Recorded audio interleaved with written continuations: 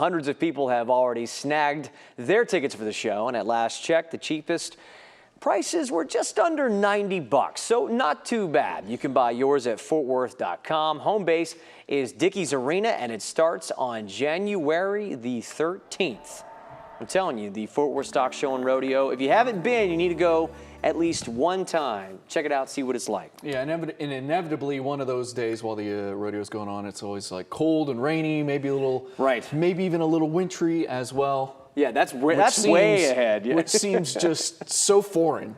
Oh, yeah. Obviously, given what we've gone through this summer. But it will happen at some point this winter. We went through there, I think, maybe been late January, and we checked out the rodeo last year. Cool. And it was nice because we got a kind of a backstage look at how everything was going before the national anthem. And I don't know if you ever seen the scene in Goodfellas when they're he's walking his date in through the back restaurant and they get a front table. That's what it felt like. Everything was just you got really special. You got to see how all the inner cogs worked and everything. Yeah. It's a good time out there, and I'd encourage everybody to go out if you ever get a chance to, and taking a bit of Fort Worth and taking a bit of Texas out there. You know, it doesn't exactly feel like a wintry mix today, but my goodness, I think a lot of people can relate to maybe one after having all these triple-digit days. It is nice. The relief is finally here, and it's not just one day of it. It's going to be this whole week, and it's going to get even better than what we're dealing with today. Still a little warm out there, don't get me wrong, but obviously it's not 110 like we were last week. UNT and Denton, 89 degrees, not even 90 at the moment. 88 in Cedar Hill, some cloud cover overhead. Not much rain falling out of those clouds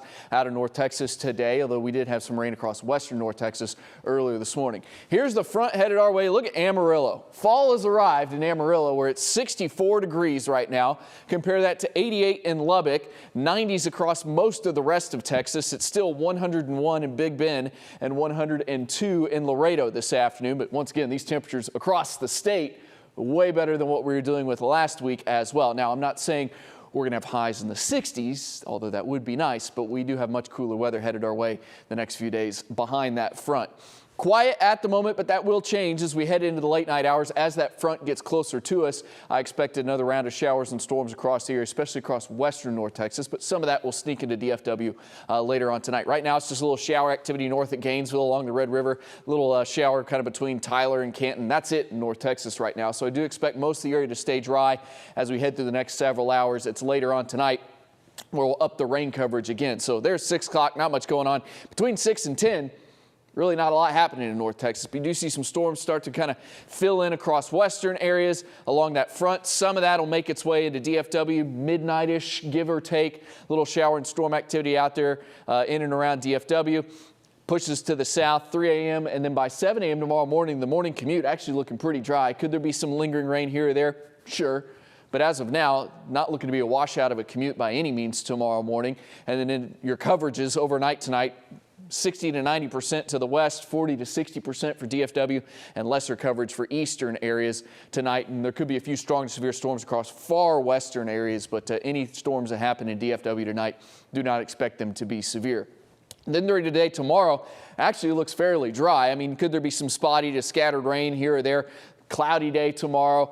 Little rain, potentially a passing shower or two, but it's certainly not a washout of a day. I mean, you can really see how the radar tomorrow, it's not just lit up across the area. So this is what we've been saying, that the rain chances this week, I mean, yeah, there's rainy at times, but then there's going to be plenty of dry times as well. And it's not like the upcoming week is just going to be a complete washout all week long. Your temperatures tomorrow, though, cooler than today, maybe even some places only in the 70s across western North Texas. Low to mid 80s for DFW, mid to upper 80s or so for eastern portions of North Texas. A below normal day tomorrow. My official high tomorrow, 84, and then 83 Wednesday, 82 Thursday, 83 Friday.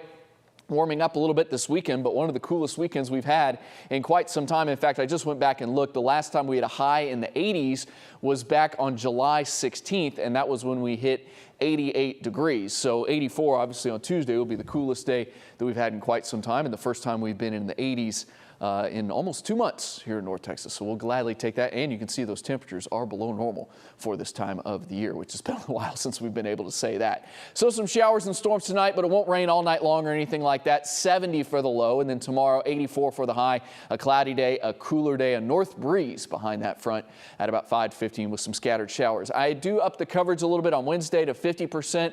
Looks like the best day to see some rain this week might end up being on Thursday, although even on that day it doesn't look like it'll rain all day long or anything like that. Some showers and storms possible again on Friday, about a 50% coverage, and then maybe a little lingering rain on Saturday. 20% coverage, and then you do see some 90s returning to that forecast as we head through next week, but it's not like we jump back up into the triple digits or anything close to that. Much more bearable than what we've been dealing with recently, even if we are going to warm back up. Awesome. We've made it. Thank you so much, Kyle. And next, international crews arrived to help Morocco after its deadliest earthquake in decades, where the death toll stands after the break.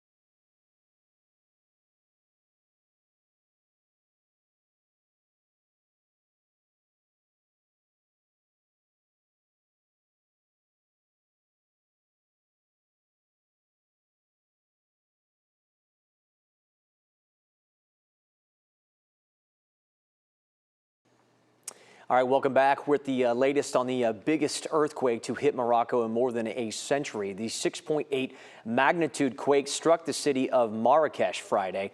Now the death toll has risen to 2,500 people. Crews from around the world are stepping in to help find survivors underneath the sea of rubble. But as ABC's Jay O'Brien shares, time is running out.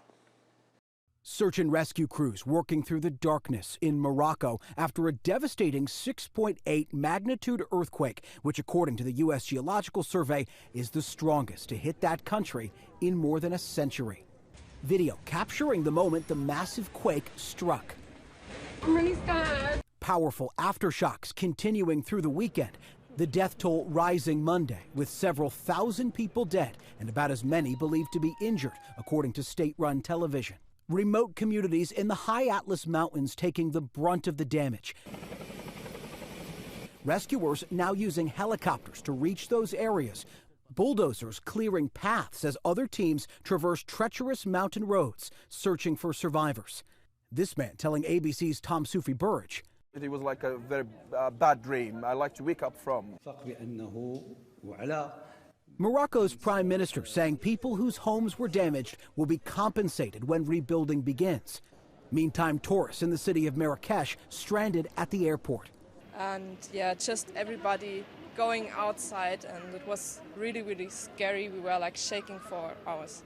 President Biden pledging the U.S. is working to make sure all American citizens in Morocco are accounted for. We're working expeditiously to ensure American citizens in Morocco are safe, standing ready to provide any necessary assistance to the Moroccan people as well. And despite offers from President Biden and other U.S. officials, a State Department spokesperson confirming Monday that the Moroccan government has not yet accepted humanitarian aid from the United States. Jay O'Brien, ABC News, Washington.